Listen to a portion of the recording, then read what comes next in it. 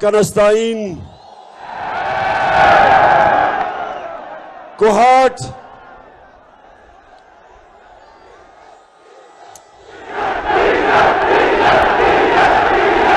एक अफसोस है कि पूरी तरह लाइटें नहीं,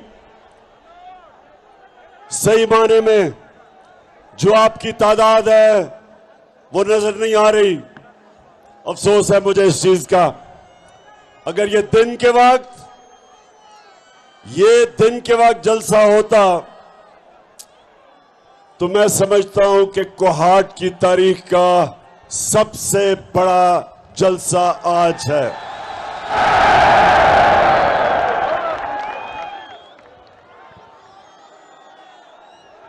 मेरे कोहाट के बाशऊर नौजवानों जो सब मुझे सामने नजर आ रहे हैं,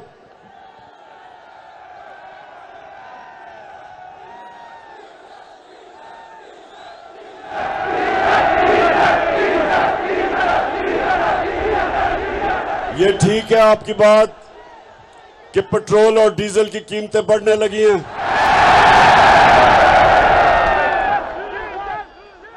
ये इंपोर्टेड हुकूमत खौफजदा है क्योंकि इनको हुक्म मिला है, जिधर से ये इंपोर्ट हुए हैं उधर से हुक्म मिला है कि पेट्रोल और फजलुर रहमान की कीमत बढ़ाई जाए, लेकिन डरे हुए हैं। ये इंपोर्टेड हुकूमत इसको इस वक्त इसके ऊपर खौफ तारी किया गया है और वो खौफ क्या है कि पीछे इनके टाइगर है और आगे समुंदर है, फंस गए। बड़ा शौक था चेरी ब्लॉसम शहबाज शरीफ को वजीर आजम बनने का, इसको बड़ा शौक था वजीर आजम बनने का क्योंकि इससे पहले बड़ा भाई वजीर आजम था 3 दफा। बड़ी देर की इसने अचकन सलवाई हुई थी और इसने बड़ी मेहनत की। कोहाट के नौजवानों, इसने बड़ी मेहनत की है वजीर आजम बनने के लिए। इसमें खास इसके पास जो फन है वो जूते पॉलिश करने का है। 2 किस्म के जूते ये बड़ी अच्छी तरह पॉलिश करता है। एक इसके सामने बूट आ जाए और वो भी फौजी बूट बड़ी अच्छी तरह पॉलिश करता है, और दूसरा अमेरिकी एम्बेसी से कोई बूट आ जाए वो भी बड़ी अच्छी तरह पॉलिश करता है। तो इसने बूट पॉलिश कर करके आखिर में वहां पहुंचा। तो अब सबसे ज्यादा इसके कौन मजे ले रहा है? वो एक ऐसा आदमी है जिसकी पैसा बीमारी है, जिसका नाम जरदारी है। जरदारी आज वैसे वाकई नून लीग के मुकाबले में वो वाकई जरदारी इन सब पे भारी है। नून लीग पे वो बड़ा मजे ले रहा है। सारी गालियां महंगाई की, जो रुपया गिर रहा है, स्टॉक एक्सचेंज गिर रहा है, वो शहबाज शरीफ को पड़ रही हैं। और जरदारी फेडरल गवर्नमेंट में भी बैठा है और सिंध के ऊपर भी कब्जा करके बैठा है। तो कोहाट देखें, एक कुरान में अल्लाह कहता है एक प्लान इंसान बनाता है और दूसरा ऊपर वाला अल्लाह बनाता है, और कामयाब सिर्फ एक होता है। तो इन्होंने बड़ा स्कीम किया था, साजिश की थी, बड़ी मिन्नतें करके, जूते पॉलिश करके, सबने मिलके, 3 स्टूजेस ने, 3 स्टूजेस, एक उसमें डीजल, दूसरा जरदारी और तीसरा चेरी ब्लॉसम। इन तीनों ने जोर लगा के हमारी हुकूमत गिराई। लेकिन आज जिस तरह मैंने कहा, आगे समुंदर और पीछे टाइगर, फंस गए शहबाज शरीफ। और अब इनके पास एक ही रास्ता है।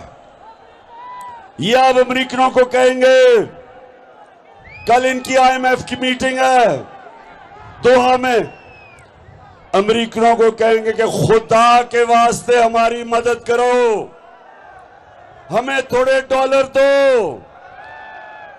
अगर हमें तुमने डॉलर ना दिए तो इमरान खान फिर आ जाएगा।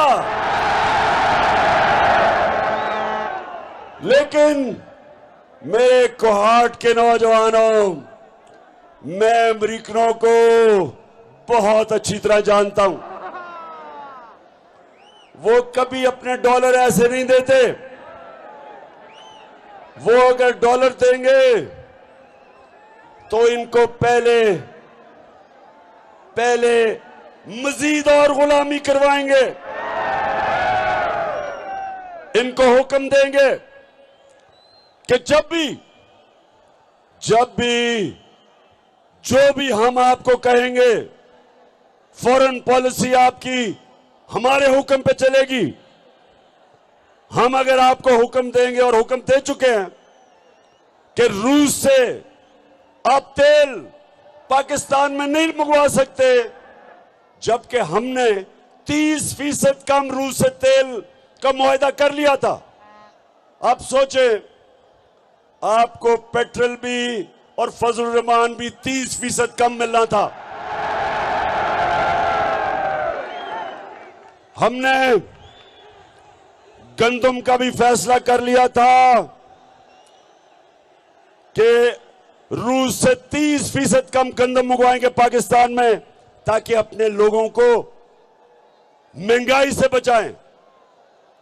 लेकिन कोहाट के नौजवानों, आते साथ ही इन्होंने वो मुआहदे खत्म किए, क्योंकि हुक्म मिला था इनको। जब गुलामी क्या होती है, एक तो गुलामी थी जो अंग्रेज की गुलामी थी, जिस गुलामी के दौर में ये सारा कबायली इलाका इन्होंने आखिर तक अंग्रेज के खिलाफ जंग लड़ी, आजादी की। दूसरी गुलामी हुई होती है कि फतह किए बगैर अपने सारे फैसले करवाने पड़ते हैं हुक्म लेके। सो वो हुक्म जब करेंगे, सुन लो, आगे जैसे जैसे ये उनसे जो अब पैसे मांगेंगे, इमरान खान को डरा के उनको कि इमरान खान आ जाएगा, तो वो गुलामी की जंजीरें इनके गले में डालेंगे और इनसे हर अपना काम करवाएंगे।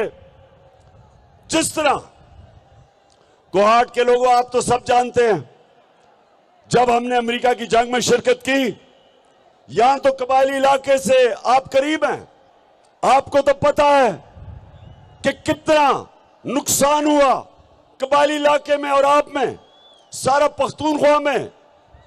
आप सब जानते हैं, हाथ खड़ा करके बताएं, आप जानते हैं क्या हुआ? 35 लाख लोग कबायली इलाके से उन्होंने नकल मकानी की, उनके घर उजड़ गए। जो ज़कात देते थे वो एक ही रात के अंदर ज़कात लेने वाले बन गए। पर्दा था घरों में, पर्दादार ख्वातीन को निकलना पड़ा, नकल मकानी करनी पड़ी। क्यों? क्योंकि उस वक्त के हुक्मरान ने जब धमकी पड़ी अमेरिकनों से, तो उसने घुटने टेक दिए और उस जंग में पाकिस्तान को ले गया, जिसमें पाकिस्तान का ना लेना था ना देना था। हमारा क्या, हमारी वो जंग ही नहीं थी, लेकिन धमकी मिली, ऑर्डर मिला कि अगर आप ना गए तो हम ये कर देंगे आपसे। और तब जनरल मुशर्रफ जनरल मुशर्रफ उनके सामने घुटने टेक गया और 80,000 पाकिस्तानियों ने कुर्बानी दी। सबसे ज्यादा नुकसान कबायली इलाके के लोगों को हुआ। ड्रोन अटैक्स हुए। आपको तो यह इल्म होगा कि किस तरह कबायली इलाके के लोगों के ऊपर जुल्म हुआ। ड्रोन अटैक होता था, जो भी मरता था कहते थे जी दहशतगर्द है। कभी तफ्तीश नहीं हुई क्योंकि हुकूमत मिली हुई थी अमेरिकनों के साथ, उनको इजाजत दी थी कि वो आके हमारे मुल्क में लोगों को कत्ल करें। और ये होती है गुलामी। नौजवानों, ये होती है गुलामी जिसके खिलाफ मैं आज आपके पास आया हूं कि आपने मेरे साथ मिलकर हकीकी आजादी की जंग लड़नी है। आप तैयार हैं इस्लामाबाद के लिए? मैं तो अभी मोटरवे से आया हूं, माशाल्लाह सड़क भी अच्छी हो गई है, जल्दी पहुंच जाएंगे आप वहां। तैयार हो? ऊपर से अल्लाह ने मौसम भी ठीक कर दिया है। जो लोग कहते थे बहुत गर्मी है, ऊपर वाले ने हमारे लिए, वैसे भी नौजवानों को तो वैसे भी गर्मी नहीं लगती। मैं तो वैसे भी 21 साल गर्मी में खेलता रहा हूं, मुझे तो गर्मी नहीं लगती। और अगर मुझे गर्मी नहीं लगती तो कोहाट के नौजवानों को भी नहीं लगती। सो हमने वो करना है। हमने अपने मुल्क को इन चोरों से जो हमारे ऊपर मुसल्लत किए गए और जिन्होंने मुसल्लत किए, हमने उनको एक पैगाम देना है कि ये एक आजाद मुल्क है। आजाद मुल्क का मतलब, आजाद मुल्क का मतलब जो, वैसे ये लाइटें ऑन करें ताकि लोग देख सकें कितनी पब्लिक आई है। आजाद मुल्क का मतलब वो था जब आज से 75 साल पहले तहरीक पाकिस्तान चली थी और हमारे बड़ों ने अवाम को कहा था, मुसलमानों को, कि पाकिस्तान का मतलब क्या, और ला इलाहा इल्लल्लाह का मतलब ये कि अगर एक मुसलमान किसी के सामने सिवाय अल्लाह के किसी के सामने झुकता है, वो शिर्क करता है। असल में तो वो मुसलमान ही नहीं, क्योंकि वो अल्लाह से अपना वादा तोड़ता है कि अल्लाह तेरे सिवा में किसी के सामने नहीं झुकता। और ये याद रखे कोहाट के नौजवानों, कभी कोई कौम, अजीम कौम बन ही नहीं सकी जो आजाद ना हो। कभी गुलाम या इंसान या कौम जो गुलाम होते हैं वो जमीन पे रेंगते रहते हैं, वो इकबाल के शायर नहीं बन सकते, उनकी परवाज ऊपर नहीं होती, वो सिर्फ आजाद इंसान ऊपर जाता है। जो मैं बार बार लोगों को कहता हूं कि सीरत नबी हमने इसलिए स्कूलों में पढ़ाने की कोशिश की, और इंशाअल्लाह अगर इन्होंने रोक भी दी, हम पढ़ाएंगे अपने बच्चों को सीरत नबी, क्योंकि सिर्फ तब आपको पता चलेगा कि मेरे नबी सल्लल्लाहु अलैहि वसल्लम ने कैसे दुनिया की तारीख का सबसे बड़ा इनकलाब लेके आया मदीना में, सिर्फ एक चीज पे कि ला इलाहा इल्लल्लाह, कोई नहीं है खुदा सिवाय अल्लाह के। इंसानों को बड़े इंसान बना दिया। कभी जो इंसान आजाद नहीं होता, फिर से याद रख लें, वो कभी बड़े काम नहीं कर सकता। कोहाट, मैं आपके सामने कोई सियासी तकरीर नहीं कर रहा, मैं तबलीग कर रहा हूं। मैं आपको आपका दीन सिखा रहा हूं। नमाज में जब आप पढ़ते हैं, जब आप नमाज में सिर्फ एक चीज अल्लाह से मांगते हैं आप क्या मांगते हैं? सिर्फ एक चीज अल्लाह से नमाज में जब 5 वक्त पढ़ते हैं, क्या मांगते हैं? आप एक चीज मांगते हैं कि अल्लाह उनके रास्ते पे लगा जिनको तूने नेमतें बख्शी, उनके रास्ते पे नहीं जो तबाही के रास्ते पे चले गए। आज पाकिस्तानियों, हम वो 2 रास्ते हमारे सामने हैं। एक है तबाही का रास्ता और गुलामी का रास्ता, दूसरा नबी सल्लल्लाहु अलैहि वसल्लम का रास्ता, हमारी अजमत का रास्ता, मुश्किल रास्ता। हमारे नबी का रास्ता आसान नहीं था, मुश्किल रास्ता था, लेकिन वो इंसान की और कौम की अजमत का रास्ता था। ये 2 रास्ते आपके सामने, एक तरफ गुलामी, दूसरी तरफ आजादी। एक तरफ राय हक, दूसरी तरफ ये चोर। एक तरफ अमर बिल मारूफ, हुक्म है अल्लाह का कि अच्छाई के साथ खड़े हो, बुराई के खिलाफ जहाद करो। एक तरफ आपके सामने वो लोग हैं जो इस मुल्क में कोशिश कर रहे हैं कि यहां का निजाम ठीक हो, अदल और इंसाफ आए, चोरों के खिलाफ कार्रवाई हो, करप्शन के खिलाफ हो। दूसरी तरफ पाकिस्तान के वो डाकू जो 30 साल इस मुल्क को लूट रहे थे, वो खड़े हैं। ये हमारे लिए सामने 2 रास्ते हैं। अमर बिल मारूफ ने, अल्लाह ने हमें हुक्म दिया है, इन 2 रास्तों में फैसला करो। अल्लाह ने हमें ये इजाजत ही नहीं दी कि आप न्यूट्रल हो जाओ, बीच का कोई रास्ता नहीं है। और इसलिए जो मैं आपको तैयार करने आया हूं, इस्लामाबाद की हकीकी आजादी की मार्च, मुझे जरा कोहाट फिर जरा बताओ, हाथ उठा के कि आप तैयार हैं उसके लिए। कोहाट, कोहाट। मैं आप भूल ना जाऊं, मैं आज एक बड़ा अजीम इंसान, ख्याल जमान, उसको मैं आज याद करना चाहता हूं। हमारे पार्टी में थे और अल्लाह को प्यारे हो गए, तो मैं आज ख्याल जमान को खास तौर पे और उनकी फैमिली को याद करना चाहता हूं। इन्होंने हमारे साथ जद्दोजहद की थी। तो कोहाट, आज जो आपके सामने हुकूमत है, चेरी ब्लॉसम की, बूट पॉलिश,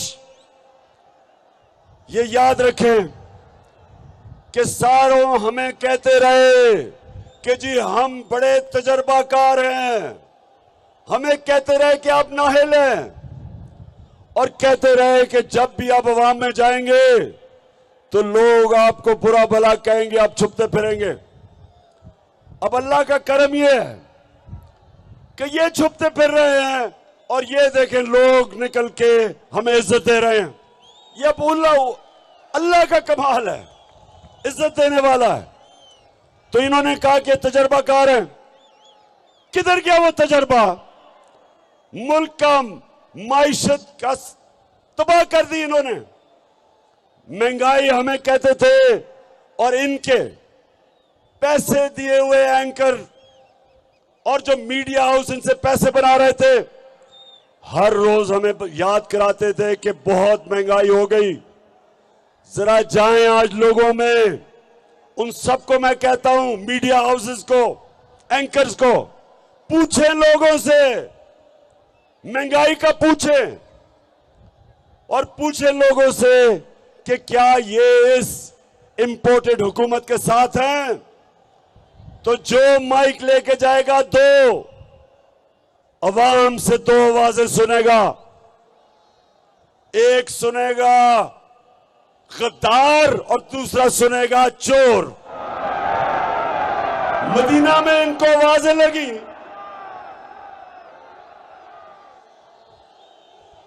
अच्छा मैं समझ गया, आप कह रहे हैं 3 आवाजें लगेंगी, एक चोर, एक गद्दार और एक डीजल। अच्छा, हमारी कोहाट सुने जरा, बड़ी मुश्किलों से हमारी असेंबली पहली दफा कितने सालों में एक असेंबली डीजल के बगैर चल रही थी, तो डीजल भी इनके साथ मिल गया और इन्होंने ये साजिश की। और देखें, अब सबने क्या पढ़ा, शहबाज शरीफ बड़ा तजर्बाकार है, सुबह 7 बजे उठ जाता है और सारी जगह भागा फिरता है। अब किधर शहबाज शरीफ, बताओ जरा। हमने आपका जो बैंकरप्ट दिया, पाकिस्तान दिवालिया निकाल के हमें दिया, हमें फख्र है कि हमने हर मुश्किल वक्त से निकाला। हमने उसको कोरोना के दौर में निकाला। कोरोना 100 साल में एक दफा इतनी बड़ी वबा आती है, बुरान आता है। और अगर ये होते तो आज यहां लोग भूखे मर रहे होते, क्योंकि इन्होंने बार बार मुझे कहा 3 महीने कि इमरान खान बंद करो, लॉकडाउन लगाओ, मुल्क को बंद करो।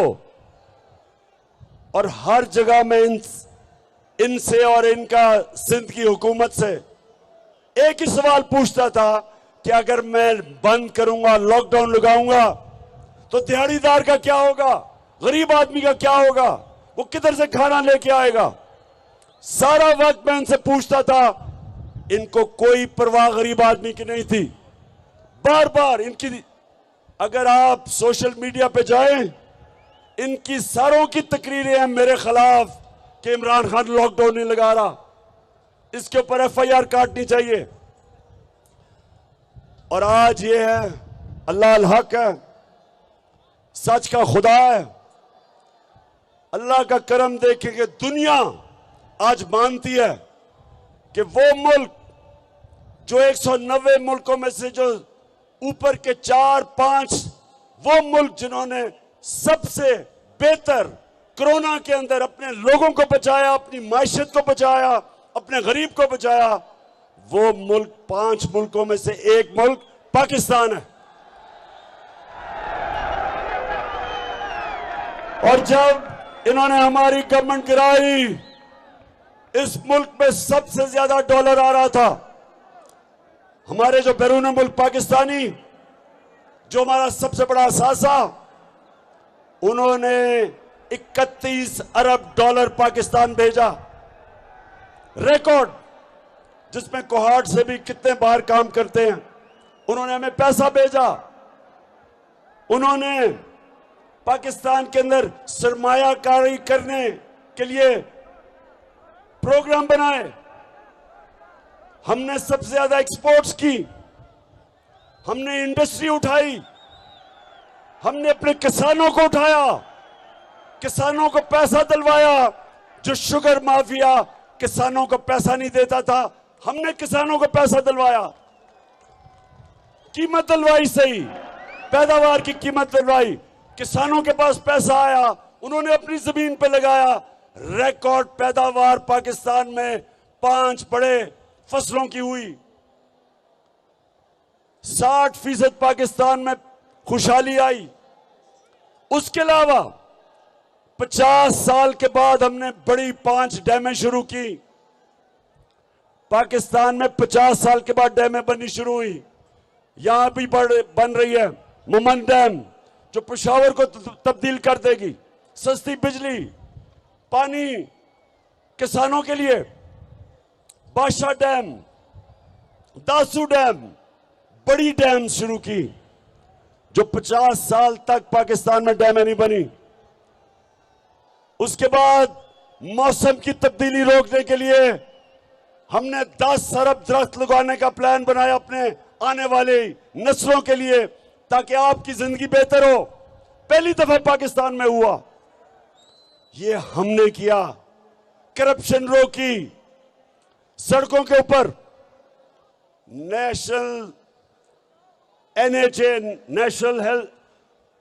नेशनल हाईवे जो अथॉरिटी, सुने जरा कोहाट के लोगों, आपके पख्तूनख्वा का हमने वजीर लगाया मुराद सईद।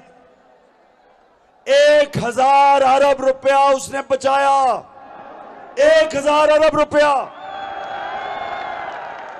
नून लीग के मुकाबले में जो हमारे दौर में सड़कें बनी, वो 2013 में जो उन्होंने कॉन्ट्रैक्ट दिए थे, हमने 2018 और 21 में सस्ती सड़कें बनाई, 1000 अरब रुपया बचाया, रेकोटेक का फैसला करवाया, जिधर पाकिस्तान के ऊपर 20 अरब डॉलर का नुकसान न होना था। हमने अपने मुल्क को अजाब से बचाया, निगोशिएट किया, जिसकी वजह से एक तो हमने इतना बड़ा फाइन बचाया रेकोटेक का, उसके अलावा कोहाट के नौजवानों हमने सबसे बड़ी इन्वेस्टमेंट लेके आए जो इंशाल्लाह पाकिस्तान को खुशहाल करेगी आगे आके।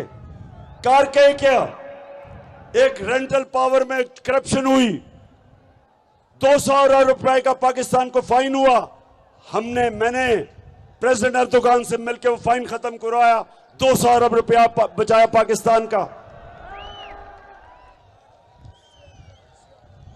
आईपीपीज हमें जो इन्होंने कॉन्ट्रैक्ट साइन किए हुए थे, बिजली जो महंगी बिजली थी वो निगोशिएट किया, 700 अरब रुपया बचाया अपने मुल्क के लिए अगले 10 सालों में। और फिर कतर से गैस का कॉन्ट्रैक्ट साइन किया जो इनके मुकाबले में 300 मिलियन डॉलर साल का हमने बचाया। हमने किया इसलिए कि हम पैसे नहीं बना रहे थे, हम करप्शन नहीं कर रहे थे, उस हुकूमत को इन्होंने गिराया और आज भागे फिर रहे हैं दुनिया में। अब जब उनके घुटने दबाएंगे, पैर दबाएंगे, जूत पॉलिश करेंगे जूते कि जी हमें किसी तरह पैसा दे दो। तो इसलिए मैं आज अपने पाकिस्तानियों को कह रहा हूं, आपने सबने तैयारी करनी है। मैं आज सुप्रीम कोर्ट का जो फैसला हुआ है लोटों के खिलाफ,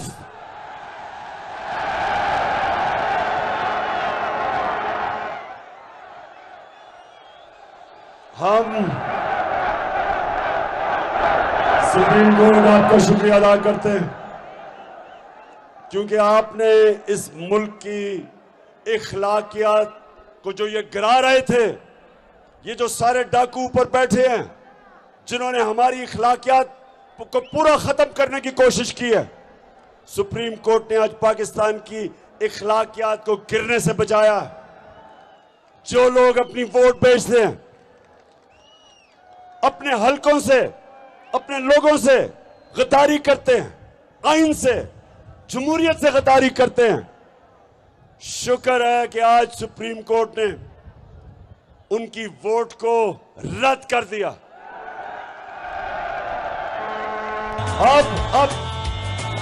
अब हमजा शरीफ, तुमने भी बड़ी देर की अचकन सलवाई हुई थी, अब जरा उस अचकन को आराम से जो आपने पहनी है उस अचकन को भी रखो। और अब मुझे पूरा पता है कि इंशाल्लाह पंजाब में मुर्गी की कीमतें भी नीचे आ जाएंगी। मैं सुप्रीम कोर्ट से एक और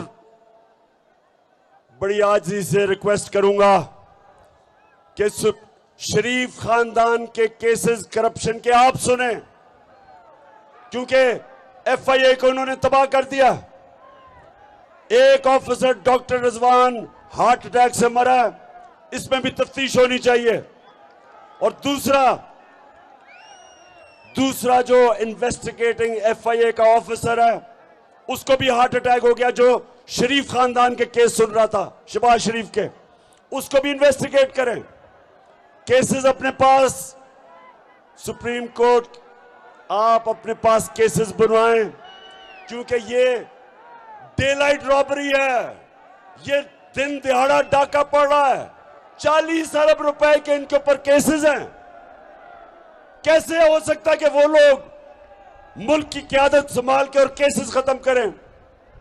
पहली दफा ये जब पावर में आए 88 से लेकर दोनों पार्टीज 99 तक, इन्होंने करप्शन की, जनरल मुशर्रफ ने इनको एनआरओ दिया, सारे इनके करप्शन के केसेस माफ हो गए।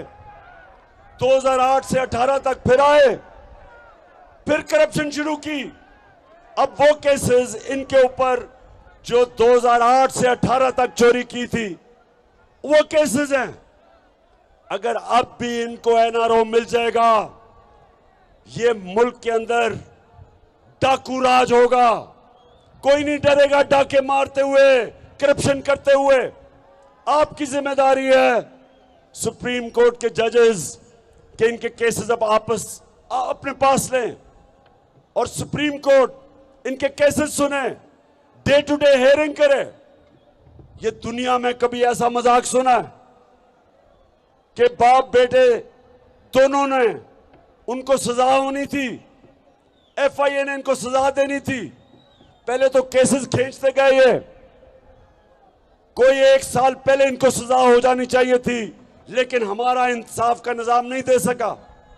जब सजा होने लगी तो बाप प्राइम मिनिस्टर बन गया, केस खत्म, एफआईए के सारे लोगों को फारग जो इनके केस कर रहे थे, और उधर बेटा तैयार हो गया।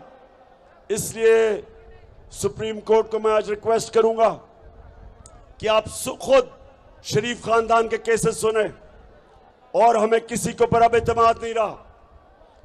और दूसरी चीज, मेरे पाकिस्तानियों, कोहाट के नौजवानों, मुझे यह बताएं कि आप चोरों को अपने ऊपर मुसल्लत होने देंगे? हम बिल्कुल इन चोरों को इस मुल्क के ऊपर मुसल्लत नहीं होने देंगे। हम सिर्फ एक चीज चाहते हैं, इलेक्शन करवाओ। पाकिस्तान के लोगों को फैसला करने दो कि कौन इस मुल्क की क़यादत करेगा। हम कोई अमेरिका से इंपोर्टेड हुकूमत को नहीं मानते। इसलिए मैं आज आपके पास आया, इसलिए आया हूं आप सबको तैयार करने के लिए कि इस्लामाबाद आप सबने पहुंचना है। 20 तारीख के बाद मैं आपको डेट दूंगा, इसी महीने की। दिन इसी महीने होगा। कौन सा दिन होगा वो आपका कप्तान बड़ा सोच समझ के प्लान कर रहा है। अच्छा, कोहाट के नौजवानों और जो भी ये पाकिस्तान में ये देख रहे हैं, मैं चाहता हूं सारे पाकिस्तान के नौजवान आज मेरे से एक चीज वादा करें कि आप कभी वोट नहीं देंगे किसी उस पार्टी को जिन पार्टीज के लीडरों का पैसा और जायदाद मुल्क से बाहर पड़ी हो। वादा करें मेरे से, क्योंकि नौजवानों, जब मैं प्राइम मिनिस्टर था तो जब भी बाहर से दूसरा मुल्क से कोई वजीर मुझे मिलने आता था या प्राइम मिनिस्टर, तो सबसे पहले मुझे बताया जाता था कि ये किधर पढ़ा है, कितनी पढ़ाई की, इसका तजर्बा क्या है, ये ईमानदार है या नहीं है, इसकी रेपुटेशन क्या है। एक एक चीज उसकी पहले मुझे बताई जाती थी मेरे मिलने से पहले। तो जब आसिफ जरदारी बाहर जाता था तो वो सारे कहते थे कि देख के इसे हाथ मिलाना आपकी उंगलियां चोरी कर लेगा। नवाज शरीफ और आसिफ जरदारी बाहर जाते थे, उनके सारे मगरिब के लीडर्स को पता होता था कि इनके पैसे किधर पड़े हैं, इन्होंने कितनी करप्शन की, सब पता होता था उनको। तो कभी ये उनके सामने आंखों में आंखें डालकर बात नहीं कर सकते, ये कभी एब्सोल्युटली नॉट नहीं कह सकते। वो जब हुक्म करेंगे कि जनाब हमें अफगानिस्तान के लिए पाकिस्तान में बेसिस चाहिए, ड्रोन अटैक करने के लिए बेसिस चाहिए, ये इनमें कभी जुर्रत नहीं होगी ना करने की, क्योंकि ये पैसे के गुलाम है, पैसा बाहर पड़ा है। तो इसलिए एक तो आपने ये मेरे से वादा करना है कि आपने कभी जिस पार्टी के भी सरबराह के पैसे बाहर पड़े हों, आपने उस पार्टी को वोट नहीं देना। दूसरा, नौजवानों ज़हन में अपने डाल लें कि कभी कभी आपने गुलामी कबूल नहीं करनी। हम आजाद लोग हैं, हम ला इलाहा इल्लल्लाह अल्लाह से वादा करने वाले लोग हैं। हम अगर किसी के सामने झुकते हैं, हम छोटे से इंसान रह जाते हैं। इंसान वो तकड़ा होता है जो अपने पैर पे खड़ा होता है। जो इंसान वो साखियां लेके फिरता है, उसकी टांगें कमजोर हो जाती है। और इसीलिए जब ये जाते हैं बाहर तो इनकी कांपें टांगती हैं, क्योंकि कमजोर लोग हैं। इसलिए नौजवानों, मैं आप सबसे वादा लेना चाहता हूं कि हम आजाद लोग हैं। कुर्बानियां दे के पाकिस्तान बना था, लाखों लोगों ने कुर्बानियां दी थी। हमारा लीडर कायदे आजम गुलाम हिंदुस्तान में एक आजाद इंसान था। हम वादा करते हैं, मेरी कौम, हम वादा करते हैं कि हम सिवाय अल्लाह की किसी की गुलामी नहीं करेंगे। हम हैं दुनिया की तारीख का सबसे अजीम लीडर, जो ना कभी ऐसा आया है ना कभी आएगा।